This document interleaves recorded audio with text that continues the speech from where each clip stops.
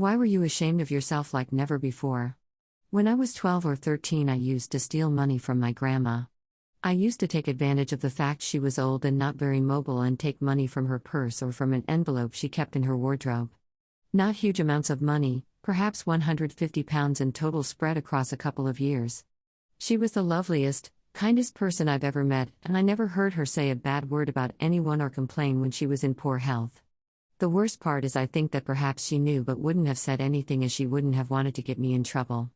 She passed over 20 years ago. I was with her when she went. I'm 47 now but still think about it often and am so ashamed of it.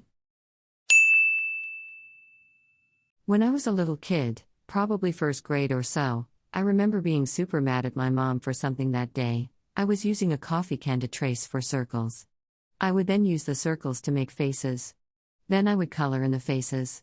I did them for my dad and my siblings and my teacher, then I did one for my mom, and when I was showing her, I took a red crayon and drew a big X across her face on the page. I was angry. I don't even remember why. But I will never forget the look on her face. It was like I destroyed her soul. She was just so defeated and sad. Not like a play sad. Like real sadness. Looking back at it with adult eyes, I'm sure she was frustrated being a mom of multiple kids, on a one-income household, and there is no telling what was going on in her marriage at the time, plus that was about the time she lost her father. So I know it was a difficult time in her life and that she didn't need that kind of bullshit from me. So when I drew that X, I think I actually hurt her in some way. That was almost 40 years ago and it still makes me ashamed to think about it. It's funny how certain memories from your early childhood are burned into your brain and rest just disappear. When I was 18, I started stealing money out of the register at the mom and pop store where I worked. I can't even tell you why I did it. I had never stolen even a candy bar before, but I started stealing large amounts of cash by falsifying refunds on the register. It went on for about a year, and then one day I was called into the office where two detectives were waiting. I had stolen over $17,000 in a year. That wasn't the shameful part.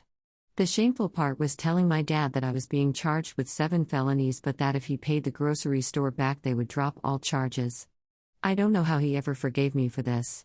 He is the most honorable person I know, and the look of disgust on his face when I told him has stuck with me forever. And of course he paid them back for me. I'm 31 now and have mostly paid him back, but it is still something that makes me really upset. I don't think I've ever forgiven myself for being so stupid. When I was growing up, I lived in a hoarder house, the yucky animal poop kind.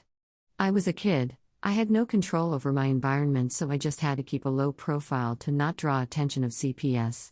We were on government assistance and all that.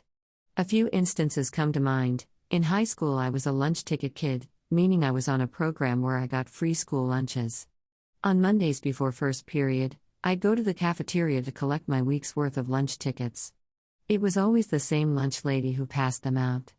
One day, totally randomly, she passes me my tickets and says something to the effect that I was a leech and mooch on the system, griping how she works for her food, and I should too. It was so weird and random I just didn't think to fight her on it. She was a grown-up, so she must be right, right? Second thing also happened in high school. I got called to the guidance office, and my guidance counselor handed me smoking cessation brochures and said if I wanted help quitting smoking, she could help. Thing is, I didn't smoke at all. It actually grossed me out, and it still does to this day. My mom smoked in the house, and I guess I stunk so bad of cigarettes that someone filed a complaint to the school about me. If it's any consolation, I'm now an honest middle-class taxpayer. Please no hate. When I was 17, I drove home from a friend's house one evening and parked in our attached garage.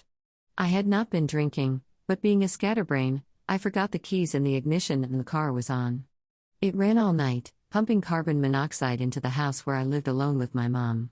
In the morning, my mom woke me up in a frenzy saying we had to get out of the house. She'd been looking forward to a breakfast with her friends but had to have one of them drive us to the hospital instead. We had to get put on oxygen, my mom for much longer than I, because her bedroom was closer to the garage, so she inhaled more carbon monoxide. Nurses asked me if it was a suicide attempt, and when I insisted it wasn't, they didn't believe me. The look in their eyes as they saw me and thought I tried to murder-suicide my mom still haunts me. I was so ashamed and wished I could actually kill myself for being so stupid. So I have a twin sister who is autistic. Growing up, it was hard for me to understand why she was so different and was given extra attention. In 5th grade, 10 years old, I had a couple of friends I sat with at lunch. At our school, each class sat in one assigned row of tables. The special needs class sat at the end table of one of these rows, the row right next to mine. I cower why it started, but we would sit there and make fun of her, watching her and giggling amongst ourselves if she did something weird. One thing we found weird was how she would lean against one of the teacher's aides and have him side hug her. We never went up to her directly, we would do it from our table like a bunch of cowards. This went on for a while until the three of us got called into an empty classroom by the vice principal. Apparently we weren't so subtle cause, somehow, my sister could tell that we were teasing her. And about her having the teacher's aide hug her, apparently she was doing this because she felt so bad from our bullying that she needed the comfort. The vice principal spent a good while scolding us before telling the two other girls to go, leaving only me. I'll never forget how she bent down, got in my face, and said, "That's your sister. How could you do something like that to your own sister?" I just remember 10-year-old me staring down at the ground in shame, unable to even say anything. It was honestly a big turning point for me. I not only swore to never treat my sister like that again, but I also made sure that nobody else teased or made fun of her. I had been eating sometimes as many as 10 or 15 10 milligrams Vicodin a day for a few years when the guy I got them from couldn't get any more. I tried as hard as I could to just ride it out for a few weeks, but the withdrawals were so bad I can't even put it in words to properly describe just how terrible I felt. I laid in bed kicking my legs uncontrollably, non-stop, with little to no sleep or food for about 3 days and nights before I finally caved and went to the emergency room. The nurse walked in as I there, kicking, sweating, and tossing and turning uncontrollably. She asked me what brought me in, and I broke down sobbing, then explained that I was in severe opioid withdrawal.